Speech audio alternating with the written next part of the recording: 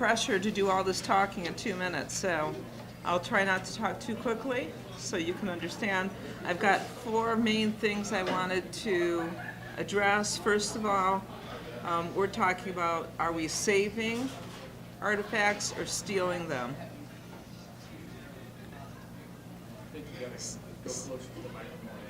Okay.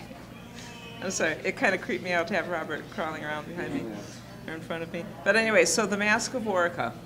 So just a couple of details. This was found during, in about 2003 by the U.S., and it was taken back, but then given back again. So it is currently being housed in the National Museum of Iraq. And so in this particular case, it was rescued and saved and then returned. And so that would probably be one of the best examples of what one should do. But then I've got 2 very bad examples. The large standing Buddhas in Afghanistan. 2 of them were blown up, of the largest ones in the entire world. Many other artifacts were stolen and destroyed.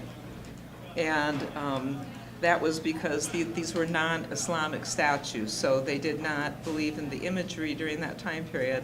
And so therefore, these objects, many of which dated back over 2,500 years, were destroyed, and it caused a worldwide outrage. Another situation where things did not work out very well would be in the Cairo Museum, or the Egyptian Museum in Cairo. In 2011, the museum was broken into. 2 mummies were destroyed, many artifacts were destroyed, and about 50 objects were lost to all of humanity. So these are 2 instances where there's political and economic instability that could affect our living human history.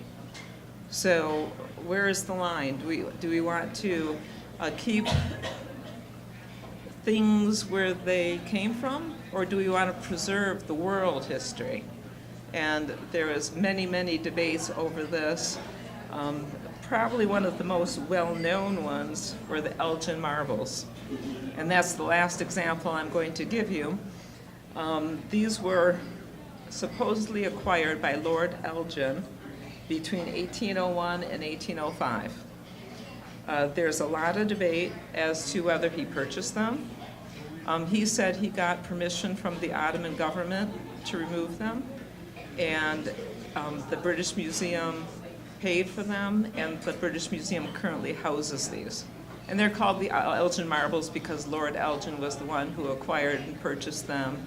And but they were basically mostly from the Parthenon, but I'm sure I'll do a little brief history lesson here. The Parthenon is part of the Acropolis. So the Acropolis is the entire large hill in Athens. It includes the Parthenon. It includes the Erectathon and many other buildings and sanctuaries. And so quite a few of those marbles, and they're called marbles because they're made out of marble. And so they are currently in the British Museum.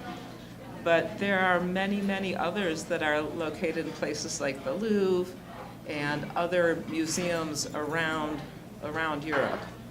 And the Greek government wants them back.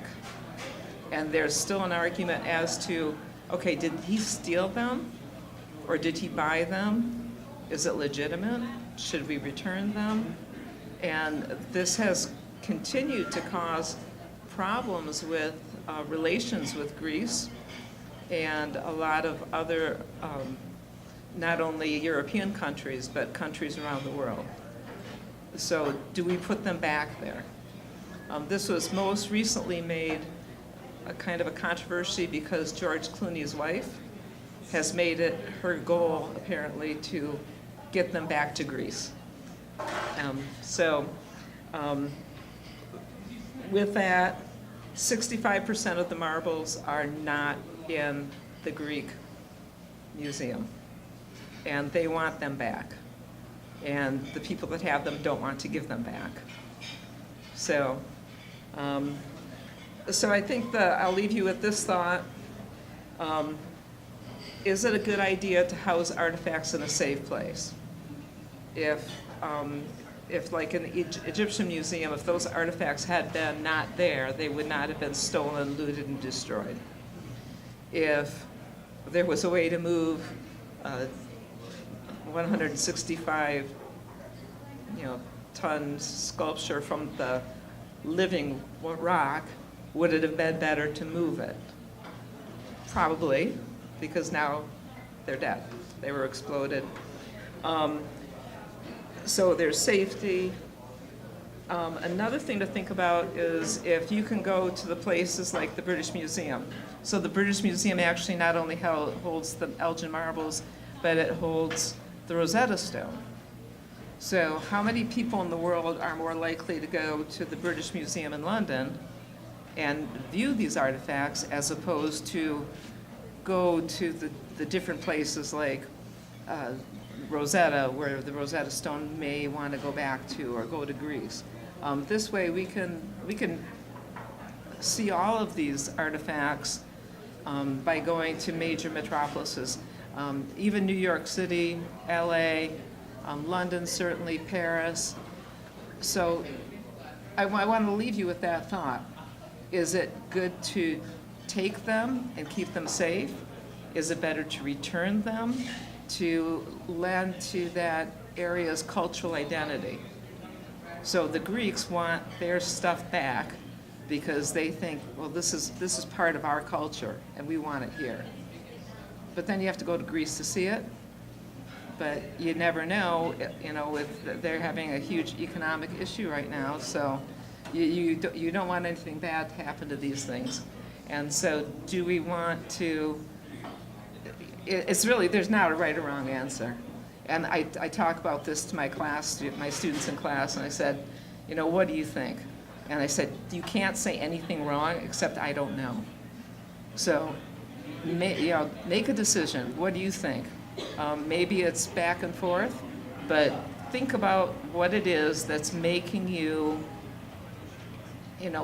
make this decision, and think about what it is that is beneficial or negative about it. And so I'm going to leave you with that, although my son told me I'm supposed to do something happy. And so I'll leave you with Indiana Jones went searching for artifacts. Okay.